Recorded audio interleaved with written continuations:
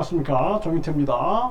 휴대폰 끊길 것 같아요. 경기 침체 속에서 서민은 생존 위기로 내몰리고 있습니다. 지금 우리나라는 경제 대응, 경제 정책이 아예 없습니다. 나라 경제가 무너지고 있는데 그냥 방치를 시켜놨어요. 이태원 참사 때도 그냥 방치 그 자체였던 것처럼 지금 한국 경제가 작년부터 계속 위기다, 침체다 계속 얘기를 하고 있음에도 불구하고 방치를 시키고 있는 겁니다. 방치를. 심각한 문제입니다. 한국은행 이창용과 그리고 경제부총리 추경호를 당장 해임하고 경제 이 비상 시국 속에서 경제를 살리기 위해서 전 국민들이 총력을 기울여도 부족한 그러한 상황입니다. 네, 지금 휴대폰이 끊길 것 같아요. 100만원만 제발, 어느 주부의 절규. 네, 이런 기사가 매일경제에 나왔는데요. 100만원만 빌려 일주일 뒤에 130만원 갚겠다. 이렇게 지금 저신용 서민들 급전대출 문의가 쇄도하고 있다는 것입니다. 다중채무자 부실 내간 카드론 연체율은 비상이 되고 있고요. 네, 지금 이 도미노 현상이 일어나는 거예요. 도미노 현상. 이제 심각한 문제고요.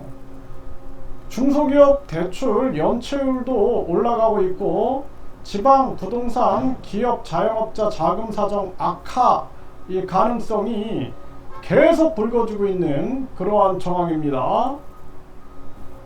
5대 저축은행 1분기 순이익이 78% 급감했고 연체율도 치솟고 있다는 것입니다. 올해 1분기 건설업 폐업 신고 건수는 939건입니다. 네, 939건이 5년 내 최대다라는 거예요. 이런 정황임에도 불구하고 특단의 대책도 없이 계속 국민들을 갈라치기만 하고 있는 이 정부의 모습을 보면은 안타까움을 금할 수가 없고, 야당은 어떻게든지 자기들이 권력 잡고 또 자기들이 국회의원직을 또 유지하고 또 자기들이 빼앗기 위해서 잔머리만 쓰고 있는 그런 모습을 보면은 한국이 참 미래가 없다, 안타깝다라는 생각을 안 할 수가 없습니다. 중소기업 60%는 돈 벌어서 이자도 못 냈다라는 것입니다. 대기업도 한계기업 속출하고 있다라는 상황입니다. 한국 가계부채는 GDP보다 많다라는 거예요. 국내 총생산보다 가계부채가 많다라는 겁니다. 비교 34개국 중에 유일하다라는 거예요. 밤새 영업 뛰는데 이자도 못 낸다. 대기업도 한계기업 급증하고 있다라는 것입니다. 경기 불황 닥치나. 그런데 이 정부는 아무런 대책이 없어요. 그냥 방치시켜 놓고 있다는 것입니다. 상장사 18% 이자 못 갚는 한계기업이다. 정말 심각한 문제가 아닐 수가 없고요. 3년 연속 이자 감당 못하는 기업들, 네, 이러한 상황이 계속 펼쳐지고 있고, 이런 상황에서 일본은 내가 제일 잘 나가, 일본 증시는 나홀로 호황이 일어나고 있다는 것입니다.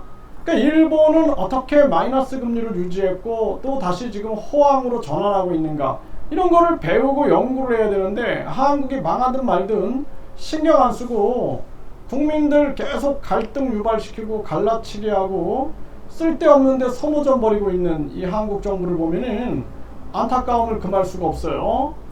30년 만에 호황, 일본 주식 사볼까? 30년 만에 호황이 찾아왔다라는 겁니다. 일본은.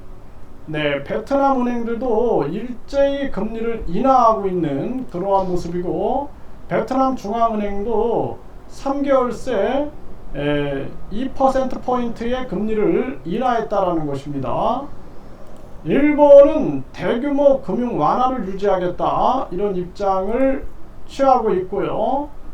연 1200% 불법 사금융을 쓸 수밖에 없는 서민들, 네, 이 서민들은 절망과 고통 속으로 빠져들어가고 있고, 자영업자 대출이 막혀가지고 1100% 불법 사채를 사용하고 있다. 심각한 상황이 아닐 수가 없습니다. 더 큰 문제는 대책이 없다라는 거예요. 대책도 없고 위기감도 없다라는 겁니다. 정치꾼들이 1억 5,500의 연봉을 받고 평균 1억 9천의 후원금을 받고 각종 특권들을 누리고 있고, 그러다 보니까 이 관료들과 정치꾼들이 아무런 아픔을 느끼지 못하고 도리어 그걸 즐기고 있는 게 아닌가라는 생각 또한 하게 됩니다. 자기들에게 어떻게 하면 유리하게 끌고 갈까, 남 탓이나 하고 앉아있고, 그리고 위기가 오면 자기들한테 기회가 오겠지라는 계산기만 두드리고 있는 게 아니냐. 정말 안타까운 현실입니다. 빨리 대한민국은 금리를 당장 내리고 가계기업 수출을 살리지 않으면 안 된다, 이렇게 말씀드립니다.